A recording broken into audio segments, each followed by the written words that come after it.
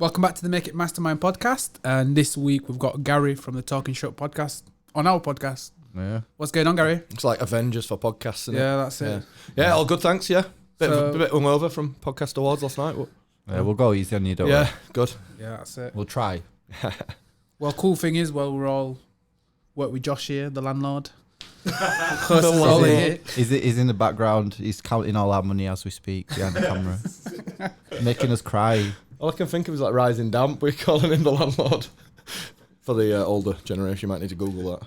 We've had loads of people saying old stuff recently. references. Sarah said something, didn't she? What she said? We didn't know what it was. I can't remember. We just looked at her blank. She's like, "You're too young." A dusty bin. Real? Oh, dusty bin. What's a dust? Someone looks like dusty bin, or it looks like a dusty bin. No, I've never heard that. No, All right. Literally never heard that. Oh, you're younger than you look then. Yeah, I am, mate, to be fair, yeah. How old are you? 34. Are you? Yeah. Nah, you look 34. Mate, Barnsley Chronicle were heavy, man. When I was a kid. Oh, Yeah. So yeah, Gary, you messaged us in. It sounded like you had a pretty cool story. Let's dig into that, like in terms of let people know where you grew up and. Yeah, so grew up in Barnsley around the time that the mines were in decline. So, hold on, apologies for that. Wouldn't be a podcast without someone's phone going off. Literally, my watch has never done that before. But Did you come here to sabotage our podcast or what? well, Josh did mention if I could do that, but no. Pulled lead out back at computer. Couldn't get live. Got his phone on. Yeah, grew up in sort of Barnsley, bit of a rough area. Only child. Dad were a miner. Mum worked at local supermarket. And then she had a bit of a freak accident, really. Swinging her legs to get out of a car and damaged her back quite severely. I think she slipped a couple of discs and ended up with one impinging on a nerve and all that type of stuff. So this is like sort of the early 90s, 91, 92-ish, something like that. So I'm only a young lad at this point. Basically offered her a few things. She could have gone and had surgery and all this type of stuff, but the sort of outcome of surgery at that time was potentially could have ended up in a wheelchair. So kind of just decided to sort of style it out with the symptoms a little bit. So at quite a young age, ended up kind of being a bit of a carer for my mum. Dad were away working down pit, which is a proper Barnsley phrase in itself, and you know me and my mum at home. But yeah, childhood were great. We didn't have a great deal, if I'm truly honest. You know, the pits. My dad got me redundant from the pit in like '94. So we were pretty potless in all honesty, but sort of home life were fantastic, you know, but probably a little bit too fantastic, which, you know, sort of leads in a little bit to a bit later on. So I was a little bit of a socially awkward kid, to be honest, because where I lived, it was, I want to say rough, but it was tough. We're not talking sort of some of the stories you hear people who've grown up in like heavily gang cultured areas and stuff like that. It was nothing like that. It was just a tough place to grow up, as in terms of like dad spent generally a lot of time down pit. They were hard working people. Pit, working men's club. You know, mum sort of looked after at home. So then, you know, some kids, you know, get out there and come back when it's dark, that kind of thing. So it were a bit of a sort of tough area. So my mum and dad kind of guarded me from that a little bit. And I was the kid that's like, right, you're home by 6. I was like, Mum, it's summer. Don't get dark while 10. No, you're home at 6, and all my mates are still out. So I'd have to tread back home, kind of thing. So yeah, I was kind of a little bit socially awkward. Didn't really sort of fit in anywhere. Junior school was literally at the top of my street. It was like literally 40 yards. I could probably walk up in a minute, something like that. So if I ever start getting any stick at school, I'd just leg it home. I just literally used to just walk out the gates and just go home. And the amount of times I've walked in through the front door and my mum's literally just turned me around and walked me back up to school and like handed me back in, kind of thing. Because that will kind of me get out of jail free card. If it got hard, just go home, because it's just down the road. So anyway, time moves on, obviously, goes up to sort of high school, which was a particularly rough school, in all honesty. Turned up on my first day there, and a kid came up to me and went, "I'll fight you for your dinner money." And I was like, "What?" And he said, "I'll fight you for your dinner money." And I'd literally never seen this kid before in my life, and this is my first day at high school. "I'll fight you for your dinner money." I was like, "No, just have it." Yeah, like, you know, being a bit of an awkward kid, I was quite shy and sort of good at putting a front up. That makes any sense. Good at not looking vulnerable, but really I was vulnerable. Like, you know, I was terrified of my own shadow, to be honest. And home was safe. Home was, you know, stay at home. You know, go to your mate's house. Yeah, go to my mate's house. Right, do you want to sleep over? No, I want to stay at home because home's safe. So I realised from quite a young age, but it took me till I got a bit older to look back, I was quite an anxious kid. And And I'd freak myself out with stupid ideas. Like I'd go to my mate's house and I'd be like, oh, what if something bad happens at home? So then I'd make 10 excuses of why I had to go home, this type of thing. I remember going on a school trip and I literally threw myself down a hill. We were going to like a residential for a week and I literally tried to break myself for 3 days so that they'd have to take me home. And literally, I think I made like Barnsley Chronicle for the most injured child, like dislocated a finger, rolled down, like thought I broke my collarbone, all types of stuff. And all it was just get me back home because home's safe kind of thing. What was that? Was it your parents that you liked to be around, or what was it about home that? I don't really know, in all honesty. Just, you know, home. I know to everybody home's safe, innit? You know what I mean? That's the whole idea of it. But just because I was such an awkward and quite shy, and not shy, but a scared kid, really. I was like kind of a bit scared of the world. I don't really know why. My dad was a tough man, still is a tough man. My mum, just great, you know, what you'd expect kind of from your mum. But yeah, I just ended up being terrified of everything, like literally the world. I'm scared to death of the world. So I went up to high school, and then a few people started to see these vulnerabilities, I think, and they played on it. So I don't want to use the word bullied, because it was never physical, but I got like psychologically taunted. You know, it was that thing of, we're going to get you after school, that type of thing. They never did get me, but they always like, yeah, we're going to get you. So that then further played on my sort of insecurities then, because I was like having to be on my guard kind of thing. And I got to a point where I managed to get into a mindset where I'd go home on a night and I'd worry about it for ages, that these people are going to, you know, get me tomorrow, or going to give me an hard time tomorrow. But then I managed to like compartment it to go, well, I've got a good 8 hours at home here. They're not going to do nothing in the next 8 hours. So I'll just chill out and I'll go to sleep and I'll worry about it in the morning. That type of kind of attitude. So yes, so secondary school were a bit of a struggle. I struggled to sort of find where I fitted in, if that makes any sense. And as you do as a kid, don't you? You kind of... Yeah, you're always figuring stuff out. I went through a phase of really liking rock music. And I never listen to it now. I know it's I know it's really like brushing it aside as something as serious as what you're talking about, but that's it. You do go through phases. So many stages and phases, like figuring stuff out. Don't you? Because I mean, I knocked about generally with good kids, weren't in trouble, played a lot of football, climbed a lot of trees, all that type of stuff. And I even started knocking about with the wrong uns, because I was like, well, I might fit into that crowd, so I'll go knock about with if I'm friends with the wrong uns, they'll stop giving me an hard time, so I'll go be friends with the wrong uns.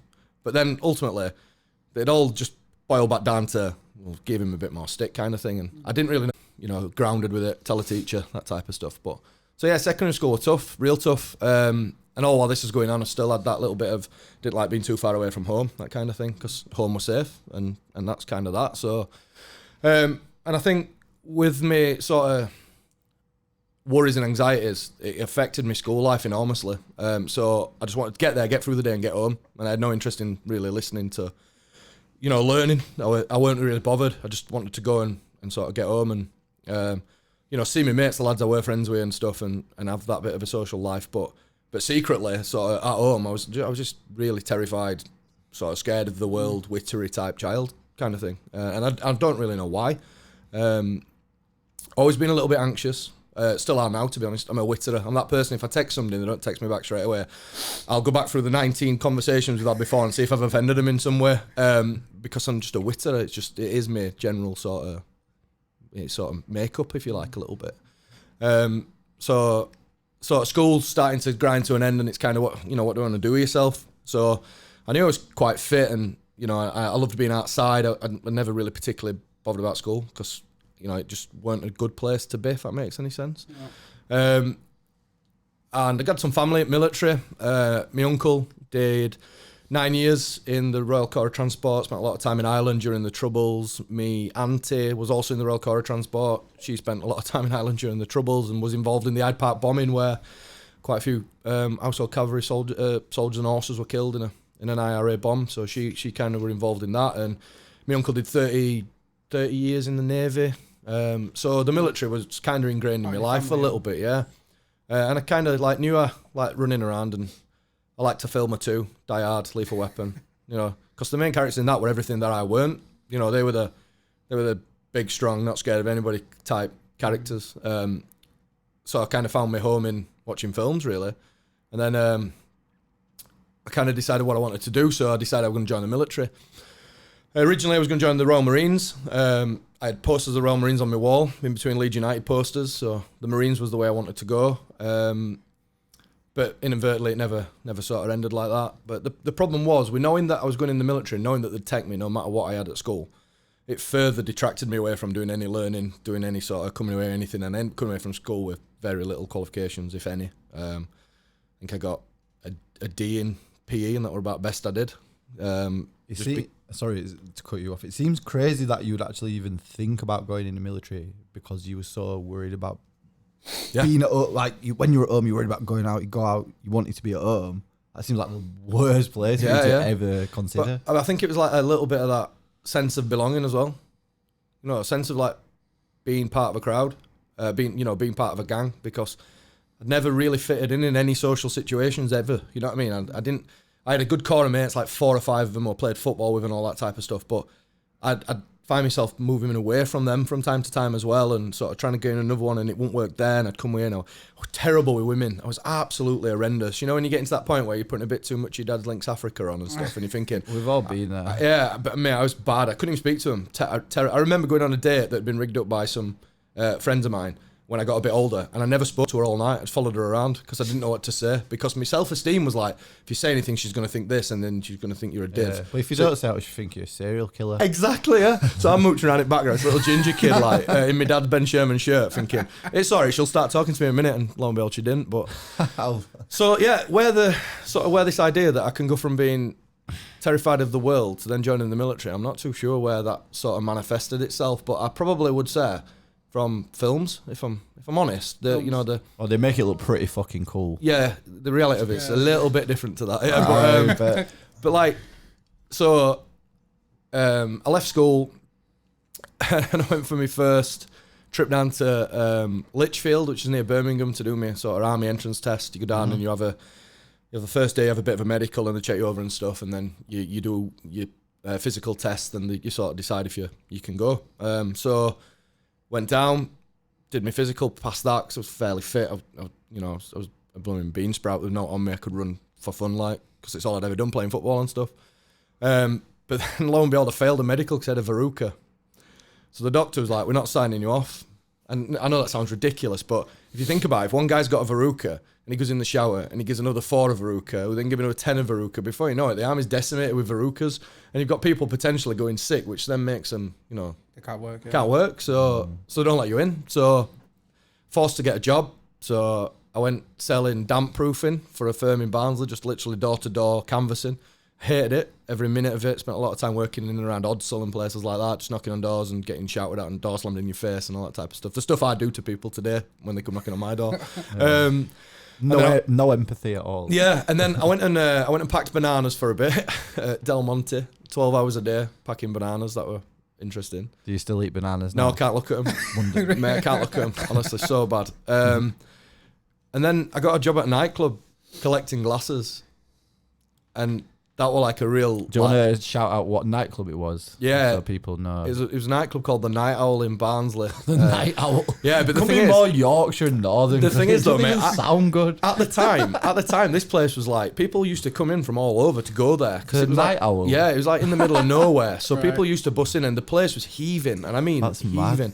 Mad. So you do a little bit of growing up working in an environment like that. I was like 15 and in fact, I was 16. I was collecting glasses in this nightclub. So, the stuff that you're exposed to, fighting, everything else, you kind of look around and go, whoa, this is like a bit what the real world's like kind of thing. So I did that for a bit. I got sacked. Why was that? From collecting glasses? Yeah, so the story goes, my cousin came from Northampton. He's like, shall we go out round Barnsley? And I was like, yeah, if you want, but I'm working. He went, I'll chuck a sickie. So I chucked a sickie and then I dropped on all my work colleagues at pub a bit later on. So inadvertently I got thought you were sacked. going to say you went to the Night Owl. No.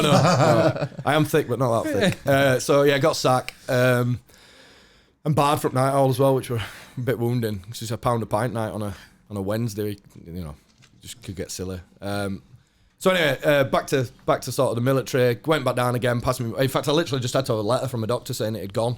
So literally, I went and I went, look, doc, this is the crack, and I need it, kind of thing. So I went. So I got my date to start training, and I vividly remember the night before, absolutely shitting myself, big time. All bags are packed. 2 of everything, 2 bars of soap, 2 soap dishes, 2 toothbrushes, 2 of everything. 1 for on show, 1 for that you actually use, so you can sort of keep it nice and tidy. My mum had already said that she weren't going to be in the next day, that they were going to get up and go out before I went, because my mum couldn't face the fact that I was going. She never tried to talk me out of it. Where were you going? Did you know where you were? Yeah, Scotland, a place called Pennycook, just outside of Edinburgh, to the Army Training Regiment, which was Glencorse then. It's now just a sort of regular Army So you go into the Army, and did you know how long you were going to be posted there for? Yeah, so it's my first phase of training was 13 weeks. And assuming I got through that, then I'd go to Catterick for another, I think, 12 weeks or 13 weeks. And then my regiment were based in Germany at the time. So, bear in mind, I've never been really out of England ever, never been on a plane, used to be terrified of leaving home, so all these things I was shitting myself, if I'm honest. So I get up the next day, Denise went out and on Big Breakfast. It sticks in my mind like there's no tomorrow, like sort of clock watching, tried to force a bit of toast down, couldn't do that. Walked down to the local bus stop, met a lad who I'd met going through the selection process, and we jumped on the train heading sort of northbound towards Edinburgh. Dropped on lads who looked like us, short haircuts, suits on, thinking, I bet they're going to the same place. So end up getting chatting and stuff. Gets up to Edinburgh, remember it was absolutely freezing. That's one thing that sticks in my mind. We got off the train and it was properly cold. So I remember sticking like an extra coat on over the top of my suit, which didn't look great. And we walked over to this corporal who was stood outside W.H. Smith's in Edinburgh Waverley train station. There's a big gang of us with all his bags, and I was like just hanging at the back thinking, I don't want to speak to him, I'll just hang around here. And one of the lads walked up to him and went, you all right, mate? And he just literally looked at him and went, I'm not your fucking mate. Get that bag picked up, put it on the back of that truck. And I'm thinking, oh, shit. So we got up to the training regiment, got off the Bedford, and then just got fizzed and immediately just ran around the camp straight away in a suit. Took upstairs, kitted out, which involved going into the office as the sergeant stood there with a tape measure and a shoe, and just literally barking at you saying, put that on, put your hand up, move this, sort of measuring you up for your kit, sticks you back in corridor, you're just getting bounced from pillar to post by different sort of corporals and stuff. Into his room, it was freezing, like 3rd of December, I think, joined. Literally just got 2 sheets and we used to call them itchy and scratchy blankets. It was like something that, I don't know, you probably put your dog on it nowadays, but... So we got into the room, lights out at 9 o'clock, no noise after that. Got in there, got into bed, and I remember thinking, what have I done? What have I done? I can't cope with this. This is mental.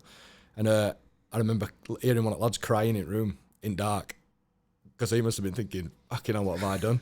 So, anyway, yeah. How many people are in this one room? Yeah. So you broke into like sections, so there's maybe 12 guys per section, 4 sections per this platoon. So there was them guys in my room, and then another 3 rooms with the same amount of guys in there as well. So worried about someone snoring.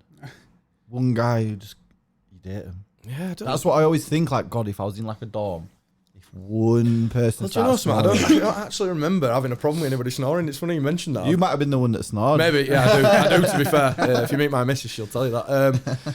So yeah, I got up there and I remember thinking I made a terrible mistake. This is a stupid idea. I should have never have done this. This is crazy. You know, these guys are walking in, these corporals and sergeants and people like that. And what they cleverly did was, all the English lads, they gave them a Scottish training team.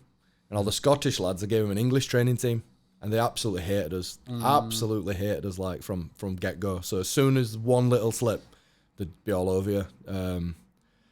So yeah, it was a terrifying experience, particularly with me knowing that, you know, secretly in my head I was just petrified. Home was safety, you know. But I had a goal to aim for. At 6 weeks, you do something called passing off the square, do a bit of marching around, you get your beret, and you can go home for a long weekend. So I was just like, right, you know, sort of 6 weeks will get me there. But I had another thing as well. My auntie had famously said, he'll not last, is too pappy.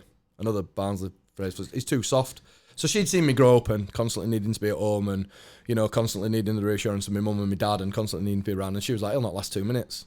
And it planted a seed. And I was like, I'm going to prove you wrong. Because by this point, I've grown up a little bit. I'm a little bit wiser to the world. Worked in a nightclub. You know, I got sacked. I've done all them things that you start doing when you get a little bit older. And I was like, I just used it as motivation, really. So whenever we did any PT or phys, and it was hard, I had that in my head all the time that he'll not make it. And I just think, I'm going to prove you wrong. I'm definitely going to do it. But I also had this 6 week mark in my head that I could get to that 6 week point. I knew that I could go back home to where it's safe. So I had that to push up. But my auntie became a real sort of motivator, as in terms of, I knew deep down in myself I could do it. But the thing that was going to stop me doing it was that insecurity and that worry about myself, really. Just being a bit insecure. Voice in your Yeah, head. yeah. That little thing saying, don't do it. You don't need to do this. You can just go home. That kind of thing. So, cracked on, got to week 6, came home, and we dropped on in our course because it ran over Christmas. So our long weekend meant that we had a week off at home as well for Christmas. So the course was sort of divided up, which was great because it gave you a bit of sort of rest from it because it's mega intense. Like the first 6 weeks, no televisions at all. Because I was under the age of 18, I weren't allowed in the naffy where the beer is, through risk I might drink or something. You got marched to your breakfast. Because I was so skinny, I was on double rations. So I used to go through, have my breakfast, and then an instructor would take me through again and make me eat twice. Really? Yeah, seriously, yeah, because I was supposedly underweight according to the sort of doctor. So I had to do that.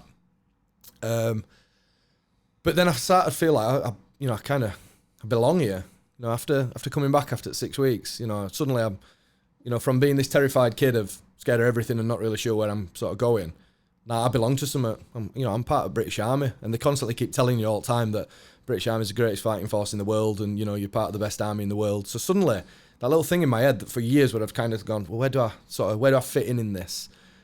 I found I fit in. This is it. This is what I want to do.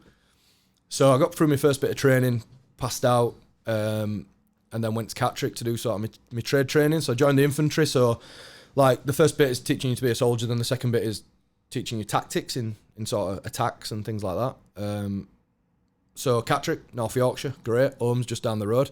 Can go home every weekend, and more importantly, you can have a duvet on your bed. You don't have to have itchy and scratchy blankets anymore. So gets down there.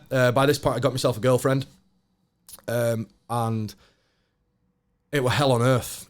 It is physically the hardest thing I've ever done, ever, even now. The amount of fitness we did, the amount of stuff they made us do were just soul-destroyingly tough. We had a PTI who were horrible. He hated us all, and he'd beast us till his eyes bled. And I remember one day he took us out onto area, and he's like, you lads must be absolutely sick to death of running. I was like, yeah, we are. He went, right, today we're not going to run far. I'm like, cool. So runs out onto area, probably a mile. Gets there, there's a big hill called the bus stop. And he says, right, we're going to stay here for an hour, and we're going to play Pace to be a winner. And this hill's steep, and there's a big tank ditch at the bottom full of water. And all we had to do for an hour was race each other up the hill, back down the hill, through the puddle. And if you weren't one of the first 3 back, you just went again for an hour. And I remember crying, like more than once, crying, thinking, what the hell am I doing this for? This is just ridiculous. Like, you'd set off thinking, I'm going to be first. No way you're ever going to be first, because there's a couple of lads who were fitter than you or faster than you or whatever. So then it just became a mental game of, well, you just got to tough it out. And then that's when sort of the anti-thing came back into my head again. Yeah, I'm going to prove you wrong. I'm going to prove you wrong that I can do this. And I'm just going to get into my head that as long as I keep putting one foot in front of another for the hour, that's it, it'll end. It's going to end at some point. In an hour, it's going to be over, and we'll run back onto area. No matter what shit state we're in, it's done. You know what I mean? It won't last forever. And you get loads of like Josh will associate this as well with sort of his Navy time. You get loads of like pep talks from people. And I always remember my recruiting sergeant, one of his pep talks was, just remember, it can't last forever, nobody's going to die, and it can't make you pregnant. And he used to say that all the time. But then, like the army, when we were up in a training regiment, you said, you'll give 100%. If we break you, we'll mend you. That was their sort of mindset on it. Jesus. And it was just brutal. It was absolutely brutal. The fizz was just out of this world kind of thing. I developed shin splints from running in boots. Just a constant injury thing, repetitive injury. So struggled for quite a while running in boots again. Pain was horrendous. So that kind of knocked me back a little bit. And then I started going home on a weekend, spending a bit of time with my girlfriend. I was like, this is hard. It's hard back there. I don't know if I want to do this kind of thing.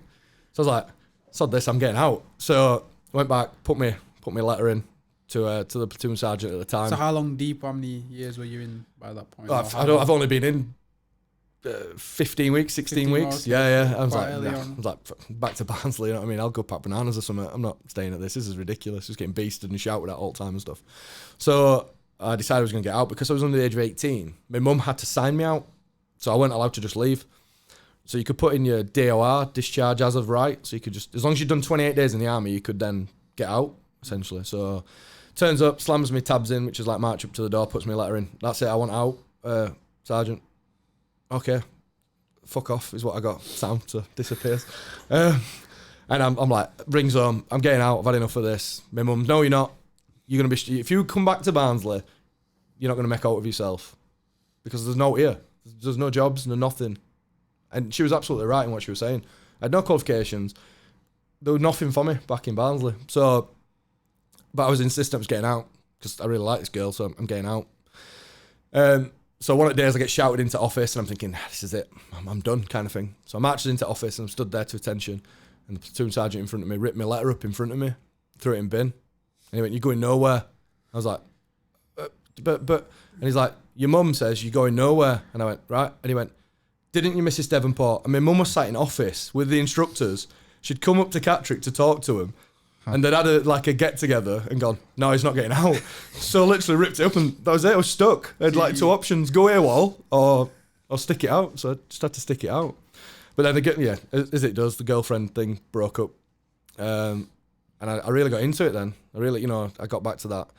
My shins cleared up. I got back to that being part of it, and I thought, and any of my squaddy mates listening to this will argue this, but I thought I'm quite good at this. I can run. I'm good with weight. I get the tactics quite thing. I can push through when it's tough, all that type of stuff. So I'm just going to crack on. So I got out of training. I won best recruit, best shot from my training regiment. And so that's it now. I'm a big boy, fully grown up soldier off to Germany kind of thing. So, but inside the nagging doubt was always still there. The bit of like, I'm not sure, there's always that doubt in the mind. And I'm still the same today. It's always there. They talk about the devil and the angel on your shoulder. My devil's 7 foot tall and my angel's about 2 inch tall. And sometimes the devil overcomes the angel in quite a few cases. So came home for a bit of leave, gets out to Germany to meet my regiment.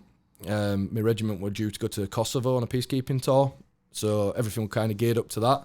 So it was a case of just get yourself there and, get yourself settled in and stuff. And to be honest, it was fantastic. Middle of Germany. Beer was extremely cheap. You could get everywhere in Europe by a train pretty quick. Berlin, Munich, Prague, wherever, Amsterdam, with a 3-hour direct train from where we were. Mm-hmm. And it was great. Loads of lads, same mindset. Money were pretty good because we got overseas allowance. Bear in mind, I had no debt or anything because, I'd only ever been in the army, so whatever came into my wage were mine. So pissed it up for a year or two, to be honest. Mm-hmm. And then came on the horizon that potentially we might invade Iraq.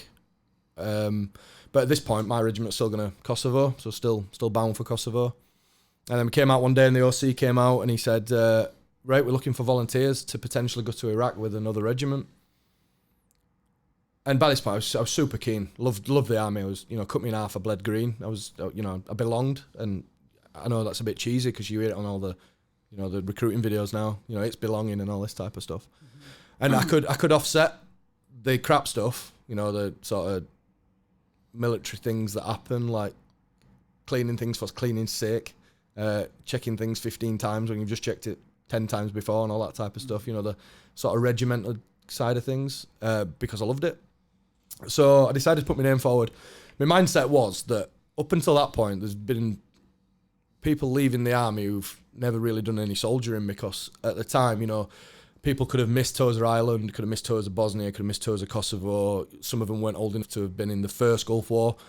So my mindset, a little bit naively, was, I'll have a bit of that. I've joined up to do soldiering. It's kind of like being a firefighter and not putting a fire out.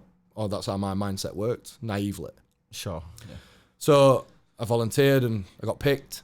And then came home on leave. My mum picked me up from Donny train station. I remember saying to her, right, Mum, this is how it is. I'm going to Iraq in a couple of weeks' time. I don't want to talk about it. I'll discuss it at end of week's leave. I just wanted to enjoy my sort of week's leave, or 3 weeks leave, whatever it were. And that was kind of how I approached it. But then going back and looking at sort of, the times when I was a kid and I'm thinking, well, I'm not back at school for 8 hours. So that 8 hours, it's my time. They're not going to get, they can't bother me in that 8 hours because I'm at home and it's safe. And like my mindset was, I don't want to discuss it because it's a difficult conversation that I don't want to have. So don't discuss it and we'll talk about it in 2 weeks' time. Do you know what I mean? It's kind of like compartment it off and get it over there somewhere and I'll worry about it when it comes around to it kind of thing.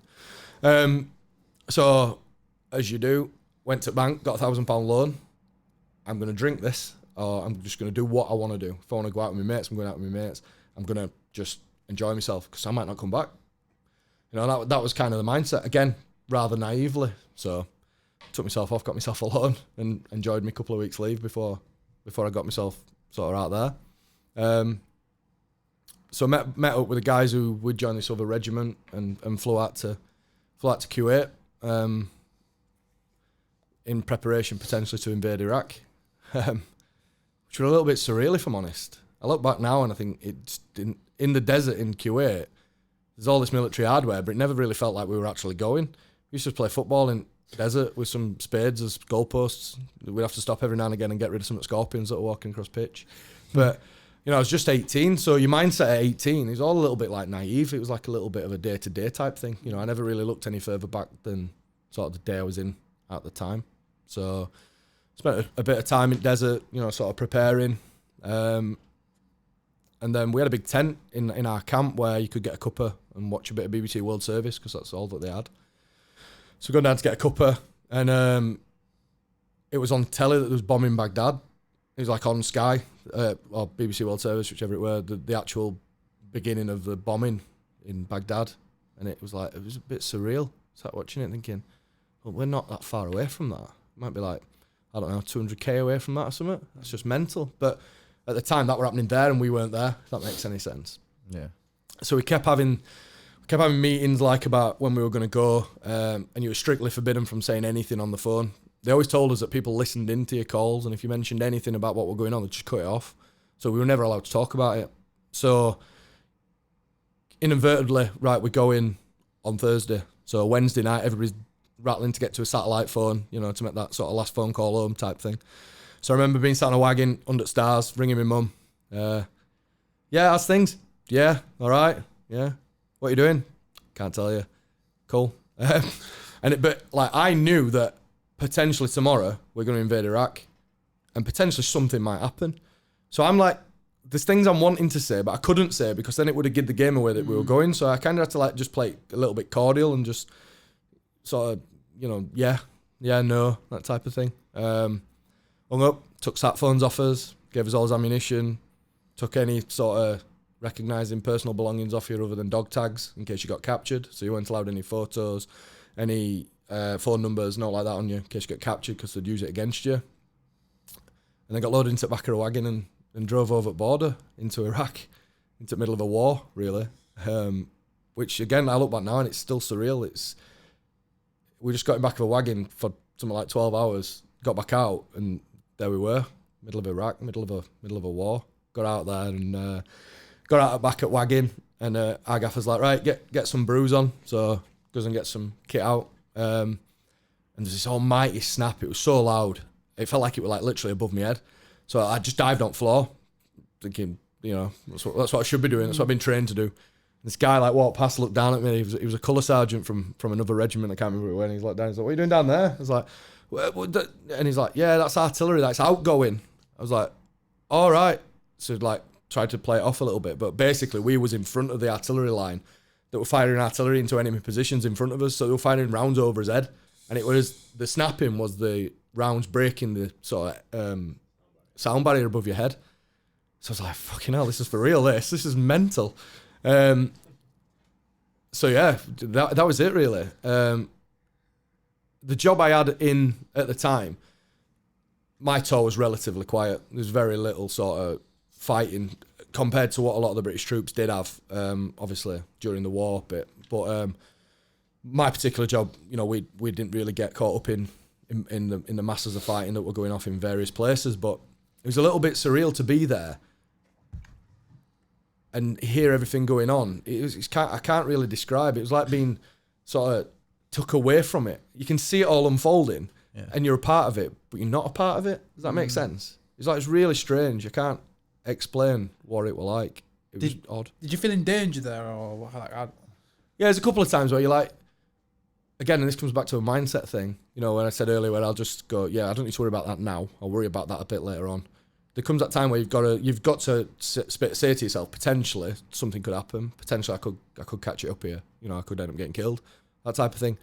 And like our mindset between the lads and all of us, were like, well, if it happens, it happens. Just hope it's quick. That type of thing. Just hope it's done over and done. But is that quick. Genuinely your mindset though? Oh, like in your own head. Yeah. But I can't get my head around it. Absolutely shitting bricks. I don't care what anybody says. It's a terrifying thing. That's what I mean. Like I used to. Oh yeah, that's absolutely. what I was getting at. Like, yeah. Genuinely deep down, like, are you scared? Oh yeah, when you're between a group of lads, when you're out there, no one. It's like you still got that. I've still got to have that kind of macho front. Yeah. And not front. That sounds bad. But you know what I'm getting at. A little bit as well is like they teach you to be uber professional, and a little bit is that, you know, the professional element.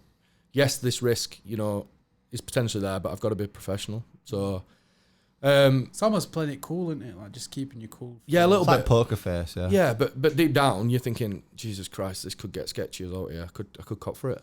But like I said, my tour was relatively quiet, if I'm honest. We had a great job, in all honesty. We kind of we guarded or helped to protect the guy who was essentially running the entire battle.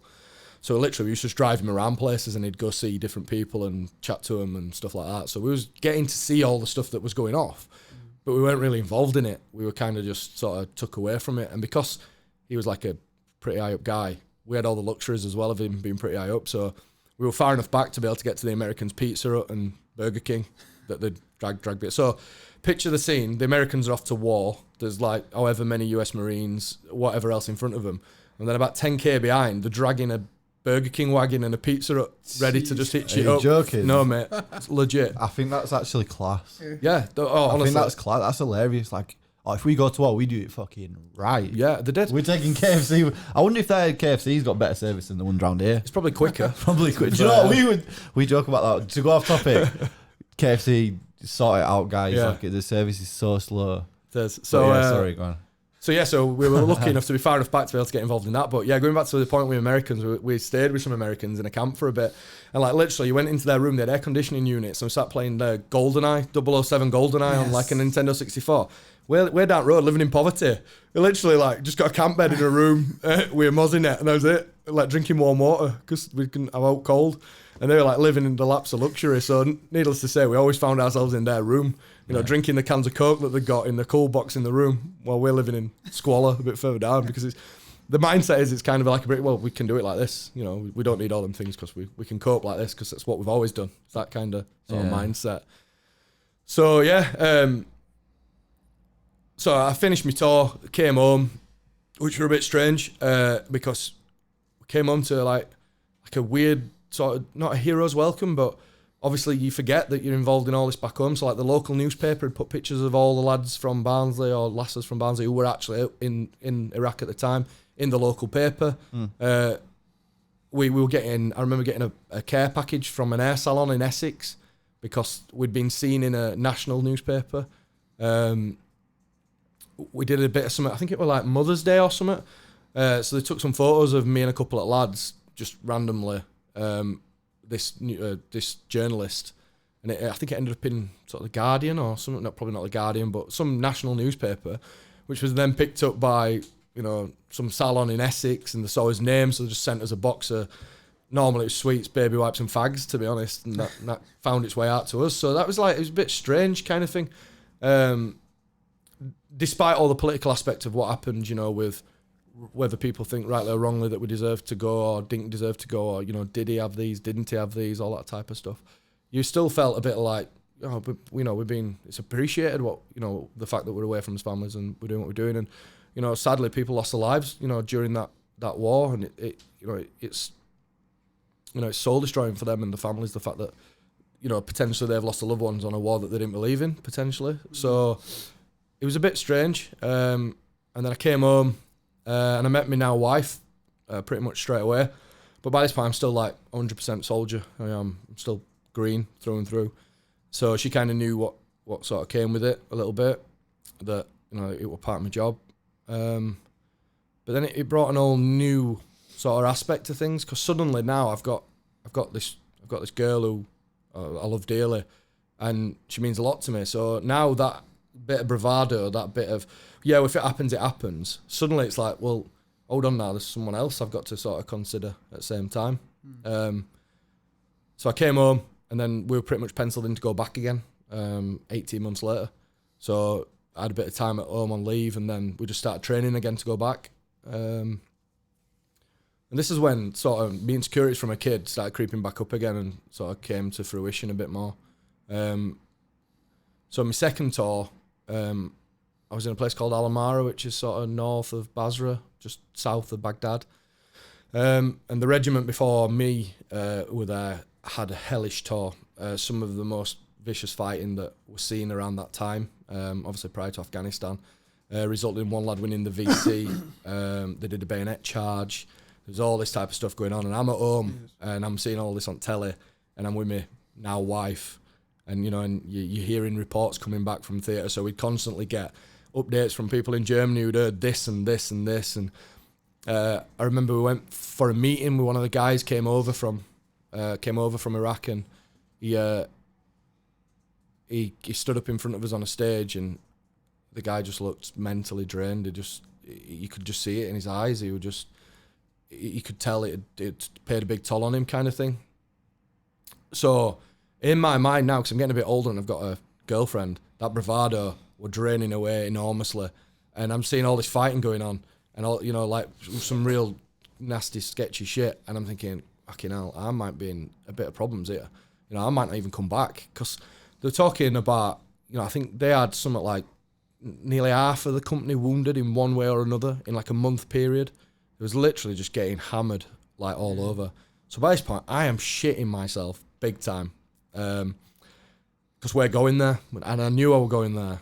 My missus knew I was going there, so we turned Sky on, and it'd be on Sky. So we'd turn it off, and it'd kill the day immediately. If you turn it on and they were talking about the fighting, and somebody died, and I was like, fucking hell, turn that off. That kind of thing. To hit home a bit. Yeah, a little bit, and I was like, I'm not so keen on this. This is a bit sketchy. And then I remember the night I went, we stayed at my mum's house on front room floor, and I didn't really sleep a wink, to be fair. So like clock watched, going round and round and round in circles. I started getting like a bit of panic attacks. I was like, I'm not in control of this. I can't, I've got to go. This is what I do, but I'm not in control of the situation anymore. And potentially, I might not come home, and I had to go and sort of get dropped off at KFC in Barnsley, which comes back into what I was talking about earlier, because that's where we used to meet to go back to Germany. Get some sponsorship out of KFC for this episode. And the sort of final conversation, I'll see you in 6 months, that type of thing, were really weird, and I can remember it now, and I can remember the feelings it sort of gave me. I remember getting in the car, like driving away. She was in floods of tears in the car, and I was like fucking holding them back big time, thinking this is bad. This is real bad. And yeah, my tour, believe it or not, compared to the guys before us, was relatively quiet. There was no massive battles, there was no massive fighting, but we did get mortared and rocketed, and a couple of IEDs and things like that, sort of targeting us over the period. But the stress of being away from home really started to like sort of weigh heavy on me a little bit, and all I could think about was getting back home as quick as I possibly could. I think my R&R, you get 2 weeks R&R where you can come back to UK and sort of spend a bit of time with your family. Mine were like after Christmas. So up until then, I never really liked Christmas. Well, I did, but as soon as you get older, you're not getting presents anymore. It's not much fun, is it? So, socks and socks and Links Africa, yeah. But like, I remember being there on Christmas Day, and it was when the tsunami hit. Can you remember the tsunami hitting? Yeah, it was around the same time. So we were sat there in this war-ravaged room watching a tsunami wipe people out in like Thailand. India, Thailand. Yeah, that area, wasn't it? Yeah. And it's Christmas Day, and this is sort of happening, and I managed to get on the sat phone, rang up, nobody answered, because they were all out having the Christmas dinner. And I remember saying to myself, from now on, I am going to enjoy every Christmas I'm at home, because it's the time where you get together with your family, you spend a bit of time, you watch crap, you eat crap food, you drink too much beer, that type of stuff. And it kind of changed my outlook on sort of that. And then a few things happened on the tour between the lads. and it left a real like lump in my throat a little bit. It really did sort of take the wind out my sails. In what way? Can you? Can you tell us? It was nothing sort of no like fighting. It was like in between the lads because we weren't actively busy. We were going out and doing patrols and various other things, but lads get bored and they start like sort of picking again, and started getting on at each other and stuff like that. And I was on the tank part one day and I had my phone on me, and I don't even know why I did, to be fair. At this point, you could have a phone in Iraq, and my phone rang in my pocket, and I was like, why's my phone ringing? I answered it, and it was my missus, and she was in floods of tears. And I was like, what's the matter? She went, do you mean it? And I went, I've no idea what you're on about. She went, do you mean it? I said, well, I don't know what you're talking about. She went, that email you've just sent me. I was like, what are you on about? So ran down to computer room, and somebody had logged onto my emails and emailed her saying I was dumping her, this type of stuff. Prick. Yeah, exactly. So it just, from suddenly I'm part of this gang and, I belong and they're all my mates and that, I felt betrayed and I felt double-crossed, like real bad. And it just... It kind of take you back to childhood then? Yeah, like, it did, yeah. I don't fit in anymore. Yeah, that's it. And then suddenly I was like, right, that's it, I'm done. Done with this, getting back off this, I'm getting out. So, got out, went to get out, and I remember lads saying, you'll not do it, which furthered my resolve. I'm doing it now, because you're saying that I'm not going to do it, so I'm definitely going to go and do it. Yeah. So yeah, came around and I didn't feel like I fitted in anymore. And then sort of all my things from being a kid, being a bit anxious and a bit sort of mistrusting of people because I didn't know where people were going to sort of take liberties, where people sort of, but all this is in my head, if that makes any sense. So like at school, I always kept away from certain people because I thought they'd take liberties, because at some point they had. Do you always assume, so when you would meet someone, become friends, you'd always have that in the back of your mind that at some point they'll let you down? Not so much. Generally, I'm pretty trusting and I'm pretty sort of welcoming to new people. But if they cross me once, that's broken forever. Then that bond's done. I can't sort of rebuild it because I always think they're going to do it again. It's gonna, they're gonna try and take liberties again. And it all kind of festers from that a little bit. There were lads who I thought were my mates. We've been through a lot together, and I thought, they'd have me back always. And then that happened, and I never actually found out who did it, to be honest. I have a few ideas potentially who might have done it, but like you said, it was like I was like being transported back to being a kid again. And I did what I always do, and I do it now. I'm terrible for it. My missus constantly gets on me. I just took myself away from it. I was like, I don't need you a lot. I'm perfectly fine on my own. You know what I mean? And I just like sort of pushed them away, and then just went, no, I'll sort myself out. So like lads are coming, can borrow your laptop? No, why not? Because you're not. I don't trust any of you. Leg it. Yeah. I was like, but it's not the mindset to be in. It weren't healthy for me, and it certainly weren't healthy for the lads either. You know what I mean? But then I don't know. I kind of also get it as well. That I don't know. Like I wouldn't want to trust motherfuckers that did that to me. No, it was a tough time because I was like, I didn't know sort of where it come from, why it had happened like that. But it just kind of did. Maybe it weren't any of the lads who I knew. It could have been anybody in that sort of computer room. Just seen it logged on and thought, bosh, I'll have a bit of that because I'm a prick. But in my mind, the way I've been all my life, which was like, that's it now. They've betrayed me, they've crossed me. I'm done. I'm out. That type of stuff. So yeah, I lost the love of the army that I'd had for so long, and decided that I didn't want to do it anymore.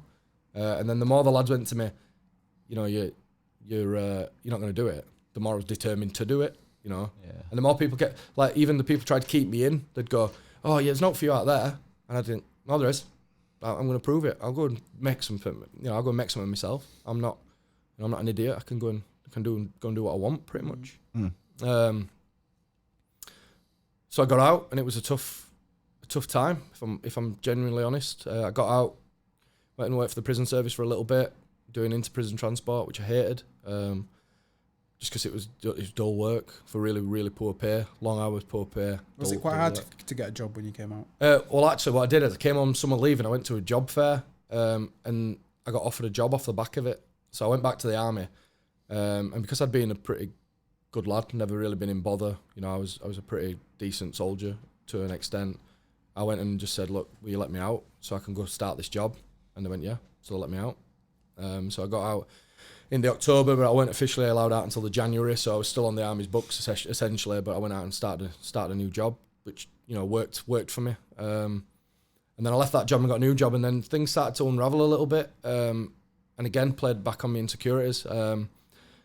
Like, you know, lads who've been my mates for years, like a good 6 years, you know, when you live in the block, it's a bit like living, I would imagine, all the residents at uni. There's always someone to talk to. There's always someone who'll come and play football with you. There's always someone who wants to go for a pint.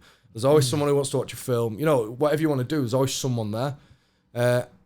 And, you know, you get out and you're messaging lads back in camp, and then it just started to dwindle. And I started to get just no texts back, no sort of rings back. And again, that further played on my insecurities then. So I was like, they're meant to be my mates, and they're not kind of bothering with me anymore. And I found it really hard to deal with. And I had a little bit of like an implosion moment where I can't even tell you why I did, but everything I'd ever believed in for 6 years felt like it had been betrayed to me because these lads weren't getting in touch with me. Now I can look back on that now with hindsight, and you know, it's a wonderful thing, and go, well, actually, you're not there anymore. You know, you're not part of it anymore. So obviously, they just move on. You know, the army continues, their work continues, and I'm not part of it anymore. So of course, you know, I'm not suddenly, oh, I know, I best go and text Gary or ring Gary, because I'm not there anymore. You know what I mean? I'm not that person sat in the block who can go and play football or whatever. I'm not there. So, but I found it really hard to deal with. And then you start planting that doubt in your mind then, thinking, well, why are they not bothered? You know, did they really like me? What I really, you know, accepted? And then what I really part of that gang? You know, that bit that I'd felt like I were for so long. But deep down, I still loved my military career. I was very proud of what I'd, you know, been and done and that type of stuff. So I was like kind of battling with that a little bit. I was battling with my mates, weren't really that bothered about me anymore.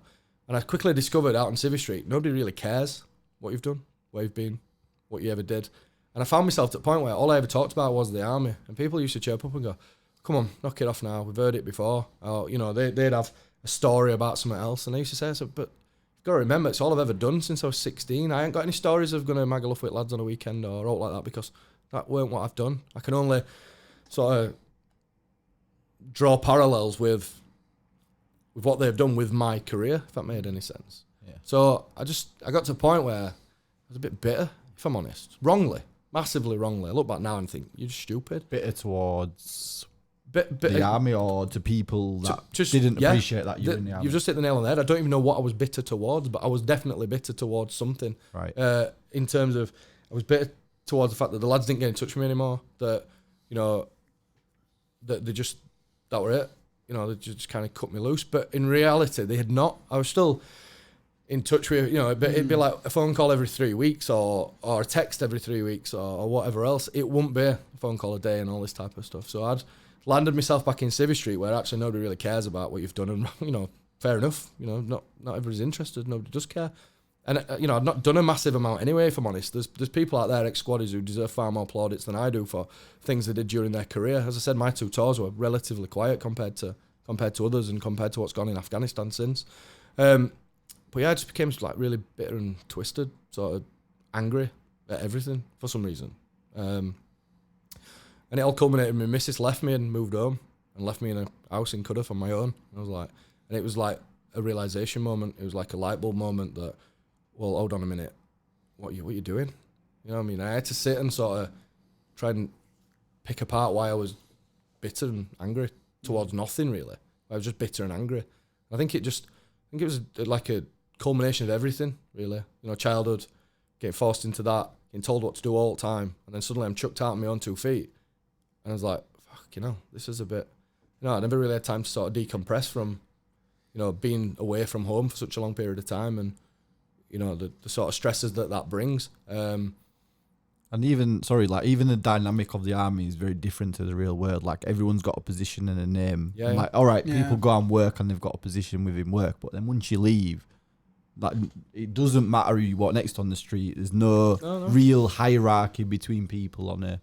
Like, you weren't so used to people being like, this guy's an officer, this guy's and then you get out and you're like, oh, it's just a free for all. Yeah, yeah. You're like, oh, yeah. It's kind of similar. Do you remember what Jerome said? He came on. He was in the Navy, and he said when he came out, because living life was just so regimented, and you knew what you were doing every day, you knew what was going to happen in the next minute, and when he came out, he said he just struggled. Like there was just so much going on, and like he fell into drinking, and he couldn't understand how everyone had so many options, and like there was like there's 20 cereals to pick from.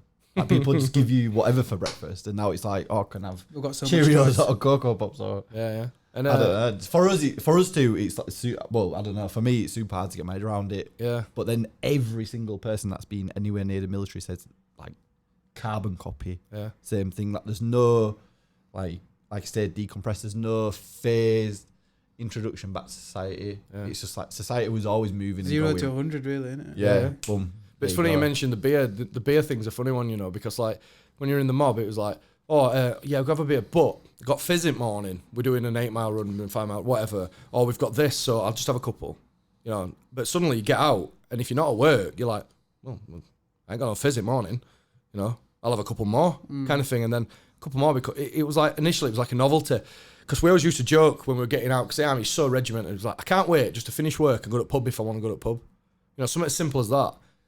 But then when you get out, it's a little bit too easy to do that. It's a little bit too easy to just go, yeah, all right, I'm going to the pub again. You know what I mean? Yeah. And then you're probably a creature of habit from the army, so you get, go, have a beer, do that again. Yeah, Because you guys just work like clockwork. Yeah. Like this time, do this, do that. Don't get me wrong. Out and give your own self a routine. Don't get me wrong. I mean, the army like worked hard and played hard. Christ, like sure. the drinking culture was monumental. Yeah, we've had some stories on it. Yeah, I'm led to believe it's changed a little bit now, but yeah, I mean, again, now I can look back sort of a little bit older and a bit wiser, and you know, with a bit more of a sort of steady head on my shoulders. I look back and I think, what were you doing? You know, a part of me would like to have a crack at the army, being a little bit older with a bit more experience about me. Do you know what I mean? And sort of see it for what it is rather than see it for what I saw it as, if that makes any sense. Yeah, I get it. I guess your view of it now. Yeah, to what it my is view of it now, now, I'll be honest, I cringe at like, it needs you to be like that. Yeah. But I need you to not question I cringe at like my attitude. Go and do it. I cringe at like my attitude towards certain things. Like, so, like give us an example. Like, it was such a sort of all or nothing sort of mentality for me. Yeah. Because we were, obviously Iraq was kicking off, Afghanistan was kicking off, and just got to a point where it's like, live life to extreme because I don't know if I'm going to do that. You know, I might die. I might not get to do that, so I'm going to do that. Do you know what I mean? That type of thing where in reality you look back and go, yeah, a bit stupid that. Shouldn't really gone on a 3-day bender and like laugh about it now because, you know, you're fucking yourself up essentially. But it's kind of what you do when you're younger, if that makes any sense. It does make sense, but then on the other side, I just think maybe you just wanted an excuse to do it anyway. Yeah, actually, yeah. Like, I'll just say I'm going to die. I might die and I'll just go do it. Well, I'm not being funny, but if you live by that mentality, any of us in this room could die, you know, leaving here or whatever, you know, it's that sort of mindset. But so when I got out, obviously I had no qualifications, but I was very lucky to sort of drop into the career I'm in now with the fire service after the prison service. I was extremely lucky, really, that I went for the recruitment and I got in, and then it's back to like you're a gang again. You know, you're back into a gang, that kind of thing again. It's just weird how you find yourself sort of gravitating towards stuff like that. So I was extremely lucky, really, to sort of get where I were. But the reason I say I was extremely lucky is because I wasn't particularly academic. To me, the fire service was like, no, it's a bridge too far, that. You've got to be clever. You've got to be able to pass exams and all this type of stuff. But this is what I talk about again with the 7-foot devil and the little angel. I taught myself out of things all the time. Like literally, I filled the application form in for the fire service, and then I'd said, well, when it comes out, I'll just not even bother because I'm not going to pass the entrance test because, I got D's and E's and F's, so shot yourself. I shot myself before I do it. And then I was like, and then I'd think about it and I'd sort of rationalise it and go, well, in for a penny, in for a pound. If I don't get it, I don't get it. You know, world doesn't end, life moves on, everything's cool. So went and did the entrance test. Again, thought I'd failed. Guaranteed I'd failed. To the point where I didn't even fill this TRB check form in properly. So the fire service were ringing me up on the back of a prison van when I worked there. Like trying to shout to a guy down the phone, my national insurance number so he can put it on this CRB form. Because I'd just convinced myself that, not getting in. And that was kind of how I went all the way through the process. I was like, I'm not getting in. You know, go for the only thing I felt comfortable about was the fitness test. I thought, I can, I'll be all right with that. Been running around for years, I'll be fine. I shouldn't have any issues with that one. But like interview, everything, amount of times I just nearly didn't go. Like, no, just not go because I'm not going to get it. You know, like a bit of a negative mindset. Sure. And then I had like a little bit of a like eureka moment with regards to this negative mindset that I've had all my life, pretty much. And I got to a point where I was like, if I'm getting these negative thoughts, I need to like sort of rationalize why I'm having them. You know, so like, am I really not going to pass? You know, am I really that thick, or am I just being stupid? And I think, yeah, I'm just being stupid. You know, just go and do your best, and that's all you can ever do. If your best is not good enough, then it's not good enough. Simple as. So I'd, so inadvertently I went, and you know, I ended up getting in, which then boosted my confidence enormously, because then I was like, well, you know, maybe I'm not as thick as that. But I kind of tried to change my way of thinking and thought, right, if I want to do something, I'm going to go and at least try and do it. You know, I ain't got no qualifications. I've got a bit of experience, life experience.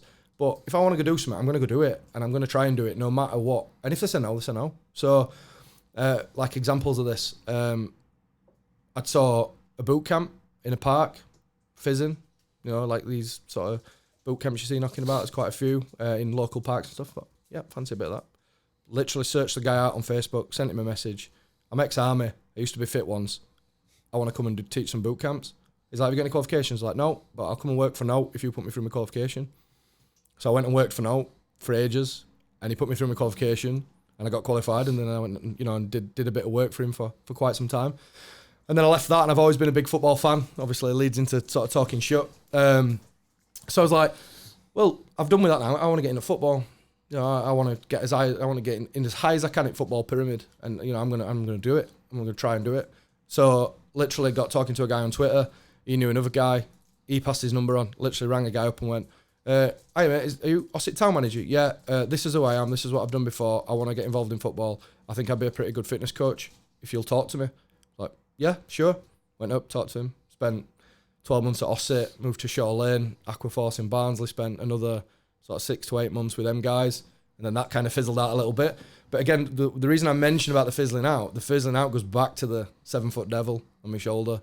I sit there and go, I don't think I'm right good at this anymore. I've had a right good go at it, but actually, he's better, they're better, that one's better. So I'm not very good at this anymore.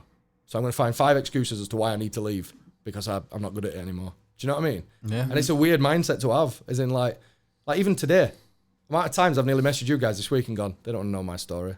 It's bullshit. I'll just not bother. I'll give a very cordial excuse, wish you luck, and I'll not bother. Because I just sometimes can't overcome this thing of the unknown in it. Like. Yeah, it's but the thing is, a little bit is like that. It's that safety element. If I don't do it, nobody can ridicule me. Does that make sense? If I don't do it, nobody can sort of pick me up on things. Yeah, my thing would be no one cares anyway. So why does it matter? Exactly. The only person that really you're fucking over or whatever is just yourself. Yeah. Like no one, like when you genuinely boil it down, it's like when you came out of the army, like you, like the penny didn't drop then, but no one really gives a shit about each other's stories that much. Yeah, absolutely. So just care about your own. Yeah, as a prime example, there's a charity boxing match going on soon with a couple of people I know. And I've been training one of them, and they said, I hope I don't lose. I hope I don't get knocked out. Why? God, it'd be right embarrassing in front of all my mates. I says, they don't care. They genuinely don't care. No. If you get out having got knocked out, they'll pat you on the back, they'll tell you well done, and they'll get on with their life. They don't care.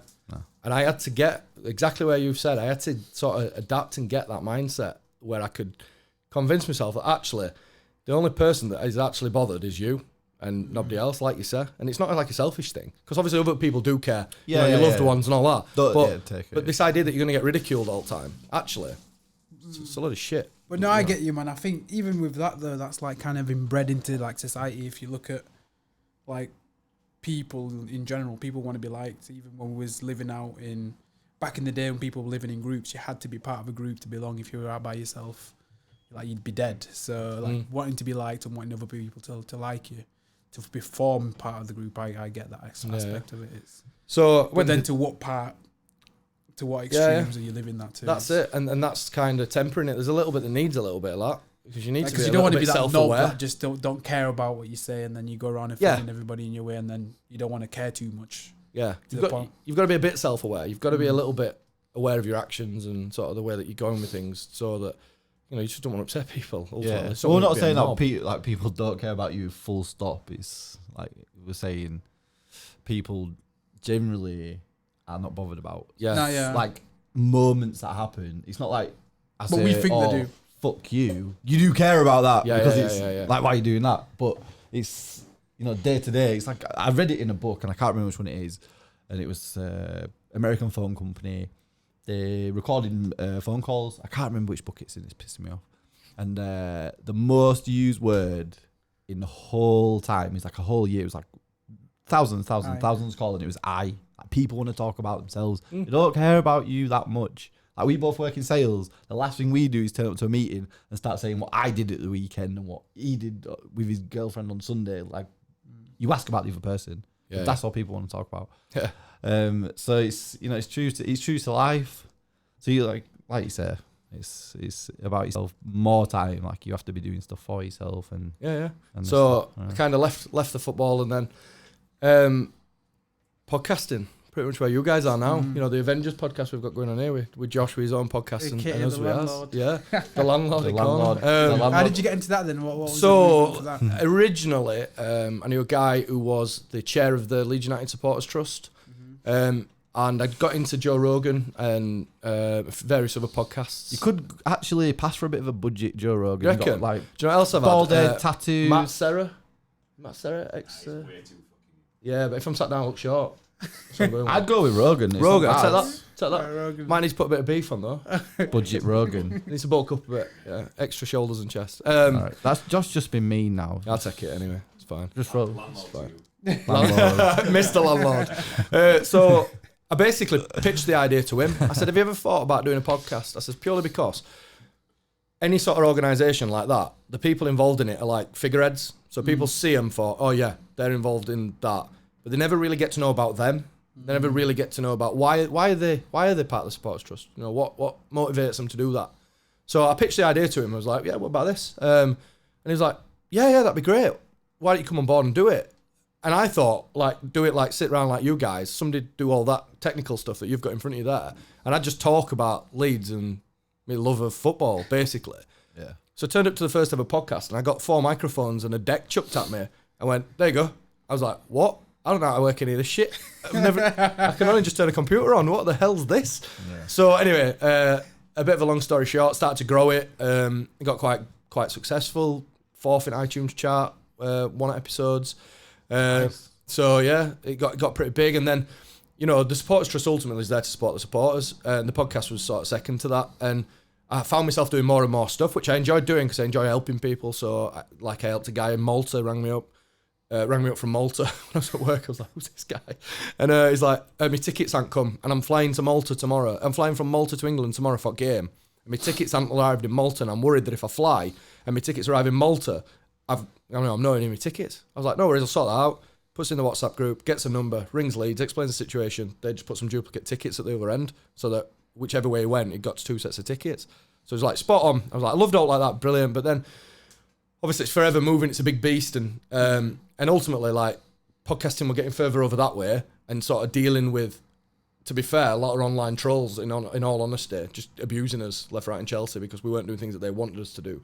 Yeah, honestly, it was that crazy. Really? Yeah. And I just thought, do you know what? And my daughter got a bike for Christmas and she asked if she could go out on bike. And we were getting particular earache off one particular troll who was starting to piss me off, if I'm really honest. And I kind of snapped at her and went, no, I'm busy because I'm stuck to my phone. And I was like, moment of realisation, hold on a minute, wait a minute. Yes, I enjoy helping people. And yes, I love doing a podcast. But she's a kid and she wants to go play on a bike. And I'm saying no. So I pretty much resigned on the spot. I was like, no, family, take precedent over everything. So I left it. And then myself and one of the co-presenters, Ben, we'd got his heads together and we were like, we might set something else up. But never really came to fruition, mainly because we didn't have any kit or any money to buy any kit. So it was like, yeah, we might do. We considered like recording it on his phones, but it just looked shit. Considered like the old iPhone on a stand thing, didn't do with that either. So we were kind of in and, not really doing out. And then I got approached by a guy from a radio station called Proper Sport in Leeds. It's now sort of become a podcast hub, if you like, saying, would you like to come and run a podcast for us? we'd obviously been talking about it, so we had a chat and came to an agreement. And I says, I'll come as long as I can bring Ben with me, because he'd been on the old podcast as well. So we had a bit of a mutual understanding in working and stuff, and a big Leeds fan as well. And yeah, so we started talking Shutt 56 episodes ago. And then it started off as just a podcast, then it became a live a live show on Facebook and YouTube and stuff, and then it's just kind of grown from there, and it is like the juggernaut that it is now, really. So spent last night at the Football Bloggers Awards at the Etihad Stadium. We were up for best podcast. We didn't win it, and we knew we weren't gonna. We're up against like people who got 500,000 followers and things like that, so it was never really on the cards. But Carling Premier were free, and we had pie and mash, which were all right. So yeah, so I got into that, and it's become like a love, you know. I've for all my insecurities and self-esteem issues in terms of I don't really believe in myself, I never really feel that while I'm podcasting. I never really get that. I just love talking about Leeds. You know, Leeds are my club. They've always been my club, and we've discussed it a few times. I'm not really sure why football fans are so in love with their club. Julian doesn't really like. You're not into football that much. No. Like, I'm a Liverpool fan, and I would say all the time, like, it's like you're taking a pill and that's it. Yeah. You don't want to care. No, but that's it. Yeah, and it's mad. It's like Josh. We had Josh on our show the other week, and he was like, "You lot are weird. You know why are you that bothered? But you just are." And it's like, you know, it's life, isn't it? You know, football's life. Yeah. So and then it grew, and you know, we get 6,000 downloads an episode, really, and probably another 1,500 on YouTube watching, and we had a couple of sponsors recently, and it's just gone from strength to strength, really. But as I say, it's a passion, and I love it, and I take that little bit of things away from my life that were like, "Oh, you lot of shit, cool, sound, see ya, yeah, cheers, dickhead, yeah, see you later. Nice one, ta-ra," you know, but I still love the bit of, you can't do that. I can. I'm gonna prove you wrong. I can. I'm gonna have a right good go. If I can't do it, I'll turn around at the end and go, "Yeah, all right, can't do it." But up until that point, I'm gonna have a go. You know. Prime example, I've always done a bit for charity, various charities, whatever I can do, really. Played a few charity football matches, walked on fire, done some shit like that. And then I was like, I want to do something bigger and better than anybody else. You know, people run the marathon and they get sponsorship and they run a 10K and stuff. Yeah. And I was like, sat there one night and I was like, I'm going to swim. Do a swim. Nobody does any swims, I'll do a swim. And first question from my wife was, can you swim? I was like, not really. I do a decent breaststroke, but other than that, I'm bad, like. She's like, well, you're mental. You're not going to be able to do that. Twigged that little thing in my head. You can't do that. Yes, I can. So me and four mates swam. The original tagline was 24 mile in 24 hours as a relay. We ended up swimming 30 mile, 14 lengths in a 24-hour period for the Army Benevolent Fund. We raised like nearly 10 grand. Wow. And that was like, you know, towards the dark hours. That was a real test of the sort of mental aspect of, I've just got to keep going. And the more people are going, and again, I use that thing of, you can't do it. Well, I'm going to do it, or I'm going to drown trying to do it. So just cracked on, got through it, and did it. And I kind of use that as my motivator now. And for some reason, that can't do it, and you can't do that, or, you know, that, it seems to suppress that devil on my shoulder that actually a lot of times says, no, you can't do that. You're rubbish at that. For some reason, it motivates me to go, yeah, I can. Do you know what, I agree with you. I think a negative comment is a lot more motivating than positive comments. I've always found that. Yeah, I don't know. I just think it is. Like, I don't know. I think it does depend on the person. Sure. You sort of, the way that you are sort of built up. I mean, some people need a rocket. Some people need a cuddle and a softer spoken thing, and that motivates them. Yeah. I'm not that type of person. You know, I've always liked bosses, various jobs that are just straight down the line. If you're shit, they'll tell you you're shit. If you're good, they'll tell you you're good. There's no grey area. I'm the same, yeah. Yeah, it's that or it's that. And I'm not left wondering, like, shit, what's going on? And a little bit me wonders if that takes you back to sort of the army days where it's so regimented, where if you're shit, they'll just tell you you're shit. And I kind of prefer that than that middle ground where then the devil can get on my shoulder and go, well, he's saying that because of this. And you start over-analysing things, where if it's straight down the line, then you can take that. You can work with it and sort of use it to your either your strength or let it knock you down, you know what I mean? So sure. It took me a good 15 years to get to this point of being able to sort of manage that devil on shoulder of saying, no, you can't, no, you don't do that. Don't do that because people will, going back to the point you said earlier, don't do that because people will think this about you, when in reality, they're not going to, because they don't really care. We had this with the podcast. Yeah. Like we just, like at first we probably shied away from, like we didn't want anyone to know what we looked like, or like anyone to know that we were doing it, and people that we knew, we didn't tell. People coming on were like, oh, we didn't even know what you guys look like. Yeah, exactly. Like, you know, which voice matched which person. Till he is fuck. It's mad, isn't it? Yeah, but and it was just like, and then we like kind of told people and just put it out there, and we're like, oh, no one cares. Yeah. No one's asked. I get to a point though now where people go, oh, I'll be talking to someone who knows I do a podcast, and then someone else will go, what are you on about? And I go, oh, yeah, I know it sounds daft, but I do this podcast.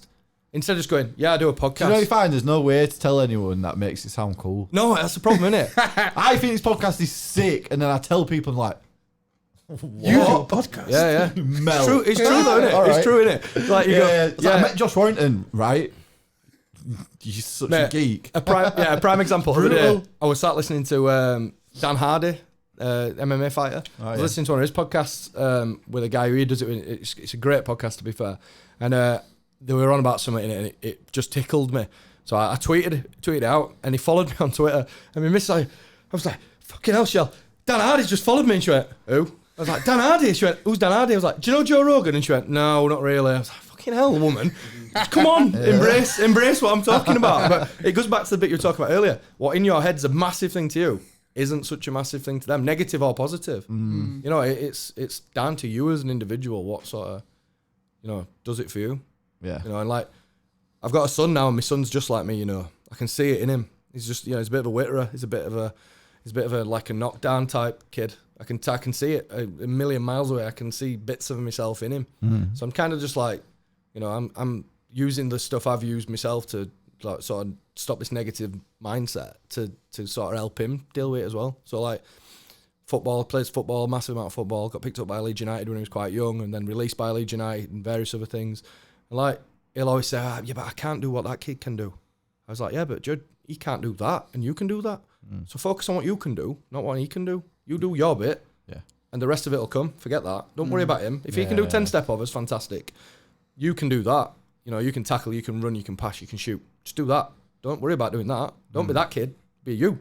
And it's so weird. Like, I give him the spiel, and I think I wish I'd have listened to myself like 10, 15 years ago rather than not. Do you know what? That's actually the reason why we started the podcast is because we wanted to educate our younger selves by meeting people like yourselves. Like, everyone that's come on has taught us a lesson, some way, shape, or form. But that was it. It was like we could have done with this at 16, like without trying to just like figure shit out. Yeah. It's sometimes you just gotta sit and rationalize things, because we live in an hectic world, don't we, where you know, everything's 100 miles an hour and it's running around, it's this and it's that, and work people pressures. Do things without even thinking nowadays. Exactly, and sometimes you just go sit back and go, well, let me just dial things down a little bit, and why is it like that, and why is it not like that, and stuff. But I just, like I say, I look back sometimes and absolutely cringe, and occasionally I regress a little bit back into the lower, so I'm not really that good at that. So occasionally, like, that podcast was crap. You know, I'll come out of here sometimes and go, nah, weren't really a great episode. You know, I said this so many times, or did that, or this, or that, or other. And I get home, phone will ping, pick it up, Twitter. Love tonight's show, lads. Straight away. Just perks you back up again, doesn't it? It's like, oh, actually. And it's like, it's a great point that you make. Sometimes to understand your own insecurities, you've got to actually look at what someone else thinks. As in, they don't care. They're not really that bothered. If you say something stupid, it's more stupid to you than it is to them, if that makes any sense. They just go, stupid comment, leave it. You know what I mean? Whereas in your head, you're going, shouldn't have said that. Shit, wish you could take that back. That's ridiculous. You know what I mean? Everybody's the same. You self-assess yourself to death, don't you, at times? And I've got to this point now at the ripe old age of 34 where I think I finally got on top of being able to sort of control that negativity. I don't think social media is bad nowadays, if I'm truly honest. It's a bit of a bugbear of mine, as much as it's sort of a weapon of choice, unfortunately, for promoting the podcast and, you know, myself as a podcast host, if you like. I do think it is a negative, like, breeding ground. If you just, for example, if you just flick down your Facebook page now, if you're assuming you're on Facebook, if there's 10 stories on there, 8 of them are negative. 8 of them are, this is happening in this part of the world and it's death, carnage and hell. Brexit's going to end the world and we're all going to, end up back being paupers, and then somebody's moaning, somebody's having a rant because the postman's kicked a pot over. Or, do you know what I mean? And although it doesn't seem like anything, as you're flicking through it after a bit, you think, oh, God, I'm drained by just reading negative stuff constantly. You look on Twitter, somebody will say something, there's 10 comments saying, no, that's a load of rubbish, blah, blah, blah. But it's like hurtful comments. Social media has become a breeding ground for the faceless to then just get some sort of rise and fun out of poking. Well, you see with headlines as well. It's, I don't know. You look at the news, and I sometimes just to go and have a look. I'll type the Daily Mail, and you look at some of the headlines, and it's fucking insane. Mate, I literally don't watch the news. Do not watch the news. I don't watch the news. I don't have the Sky News app. I literally, if I want to find something, I'll go and search it. I don't watch breakfast news. I don't listen to the radio in the car. I listen to podcasts because they're just controlling the narrative of the way that they want us to think. Causing worry, doesn't it? Yeah, that's all it is, yeah. It causes panic. I mean, Brexit was the biggest thing since sliced bread recently. When was the last time you heard anything about it? It's all gone quiet now. Yeah. And you're not about Brexit anymore. You know what I mean? Yeah. It's just, I just do think sometimes social media is just a negative playground for... But, all right, flip side is you do choose what you look at. Absolutely, yeah. You choose who you follow and follow what you subscribe to. So, like, at some point, you are accountable. Yeah, absolutely. And that's what I think. So, like, I've got stuff on my Instagram, and I look at it and I'm just like, fucking pisses me off. And then I have to be like, well, you do fucking follow it, James. Yeah. So it's your fault as well. Yeah, absolutely. And occasionally it'll like get me a bit, and I'm not the most eloquent of person over sort of social media anyway. That's why you fit in on this podcast. But occasionally I'll get a rise out of it, and I think you're just as bad as them, that you're giving them kudos. They've obviously hit a nerve, you know what I mean? And then sort of they're into someone. I mean, like, it's mad. We were joking about it last night at the awards. There's a bloke who was like, oh, Ajax Spurs. Oh, I feel really sorry for Ajax. And I read it. It was like, they get paid pittances compared to Spurs. I was like, right, hold on. There's pittances. No, I'm not having pittances. Everybody in that team's on probably about 60 grand a week. I've got a mate that plays football, and he's like, oh, he's not on much for a footballer. It's like, he's on 10 grand a week. Yeah, exactly. Shut up. Yeah, and it's like giving sort of... He's not sat at home feeling sorry for himself. No. So you don't need to feel sorry for him. Yeah, exactly. He's all right. But I was like, in a funny way, in a funny roundabout way, it was again a negative comment. It was like, oh, poor old them, they're only on 20 grand a week. It was like... Poor old team full of players that nobody's heard of got to Champions League semi-final. And all got paid for it. Handsomely. Yeah. Apparently, like, so as you get to quarters... And Spurs are shocking, so it's their own fault. They got knocked out. So you're fancying Liverpool Champions League winners then this year? Clearly. I hope so. My team. But yeah, I think so. I think we should. Yeah, that's a bit more. Should. Anyway. I didn't want Spurs, not because they're good, because I couldn't stand losing to them. Good point. It's not the fear of playing them, because I really, like, if you look at Liverpool and Spurs now, it's like Mike Tyson versus, someone you never heard of. Yeah. But one-off game. What can happen? I could not stand losing to him. Josh is in corner now thinking, shut up. Okay. Just because he's not invested in football. You know what I mean? He's not in. What? We've had you on Leeds podcast. No, we took you to an award and pretended you were a Leeds fan. You got to take it down now. Klopp's first game at Anfield. You're his first game. Yeah. So I'm a bit Yeah. There we go. We've got another. Yeah, another. Yeah. We thought we'd recruited him, to be fair on ours. Depends if you get promoted. He's fucking glory hunter. He'll be a Spurs fan in 3 weeks' time. That was my next point. Though. Like, we play Derby tomorrow, first day at playoffs, and I'll be like a cat on a hot tin roof in the morning. I'll be shocking. Literally have to find a way to get myself busy because I'm just so heavily invested in it. It's unbelievable. Yeah. It's just bad. I can't help myself. When you say about worry, I don't really worry too much, but when we went 3-3 against Barcelona, all I could think about was how much I would actually probably cry if Barca scored. When we play... Really? I was like, I'd rather him just not get to 3-3. I'd rather you just roll over and fuck it off, because now I really believe that we're going to do it. And I'm just like, but they do have Lionel Messi, don't they? They do have Lionel Messi, and he's unbelievable. I was like, even if he gets a free kick 40 yards out, it could break my heart. Yeah. But, is what it is. Yeah, like, Unlucky I've had boys. times this year with Leeds where literally I was like, considering, I'm not even going to All my family are Leeds fans, so I do empathise with you. Obviously, they're Yeah, I was like, I can't watch this. Like, when we threw it away against Wigan, I did a bit of post-match with Ryan Wilson, who's got a podcast as well. And we finished and he went, should we do a bit? And I was like, you're going to have to give me 5 minutes. I was like, I'm bubbling with that performance. And literally, I got home, I was still angry when I got home. And my missus, like, she hates football, to be fair. And she's like, she's now started going, oh, God, I hope Leeds win. I was like, you've changed your tune. Yeah, because if they do, I know that you're not going to be grumpy. Like, that's a fair point, to be honest. So, yeah investment. But, yeah, so that's kind of it, really. It took me a long time to get me sort of head around the... Thanks for coming in, man. Big message that you've shared today. Like, class. More than welcome to come in. in. That's it. I think whenever you want. A part 2 for this one. Big time. People want to check you out. They want to find you on Instagram. They want to find your podcast. Where can they go? So on podcast is at Talking Shutt on Twitter. Same on Insta. And I'm at Dinglebertdev on Twitter. And I've just opened a Facebook page just for me for podcast hosting, actually. So Gary Devonport. Catch you on there as well. Talking Shutt host, yeah. So. All right, there you go. Boom. Nice one. Thanks, man. Cheers, gents. Whew, that was